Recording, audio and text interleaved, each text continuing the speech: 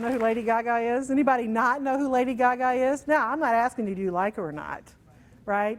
But do you know who she is? She has 49,000, I went on her website. She has 49,980 something Facebook friends. 49 million. Her Twitter followers are over 10 million. She can make an impact like that, can't she? What has she done? You know, she's got a talent. She's definitely owns who she is, doesn't she? So one of the things when I started looking at it, I started looking at the leaders that I'm working with and which ones have really been able to be the game changers. The first thing I noticed was they own who they are. They own who they are. You know, I started looking at for myself, and when did I actually start owning who I am? Because when you have a name like Bambi, by the way, it is my real name. You know, anybody wondered, is that her name? You know, my first grade, yeah, there you go. Thanks for being brave. My first grade teacher said to, you know, she's looking down the roll and she looked and she saw my name and she said, "Which kid's parents are smart Alex and named their child Bambi?" So it has been one of those names that has had its good sides and its downsides. Yeah, in fact, I do some work with Toshiba, and I was recently at the rodeo with their suite, and I coached the business leaders there, and I got to meet the wives. And one of the wives, and I was really excited because I've been working with these guys several years, and one of the wives comes up to me and says, "So you're Bambi."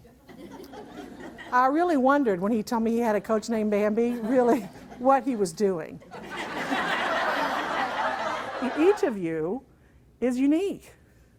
You know, if they did your thumbprint, it would be unique. Every one of you has a different gift. And I believe every one of you here is probably here for a different purpose. I've been pondering this, and of course, Oprah confirmed it. Must be right. Right? Yeah, own who you are. It's the most valuable asset you ever have. So that's the first piece. The second piece is to really take on your development, take on your growth and development, however you do that. But there is a drift. I know that you're successful or you wouldn't be here, but there is a drift that happens. It's just like when you buy a new house and it looks beautiful and shiny, or you buy a new car and it looks fabulous, or you get your hair cut and you get your makeup done and you look great. What happens in about a week or two? Right? Your hair starts to grow, you need to get your eyebrows done, right? There's a drift. And so if you're not pushing against the drift, people that are change makers, people that make an impact are looking at, what can I do a little bit better every day? What's the third thing that I see that's consistent with people that are change makers is they have identified what they're committed to. They've identified a commitment that you could call it your purpose, you could call it your calling, you could call it a stand, but they've identified something that they said, this shall be. If you're not clear what you're committed to, any place will get you there. Then the wind will blow and you go, oh, I'll go do this. And I said, I've been there. Oh, I call them shiny pennies. Oh, that's a good idea. One of the things that I call that conversation we're having with ourselves, you know that one? We think that's us.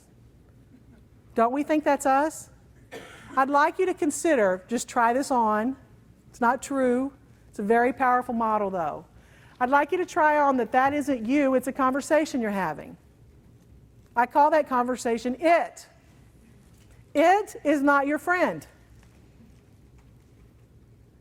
If you can start to distinguish it as a conversation separate from you, then you can have it versus it having you. The first thing to do is to start to distinguish it as a conversation. It isn't you, it's a conversation. I don't know where it comes from, but we do it. Are you going to stop talking to yourself? No. But can you be more powerful? Yes.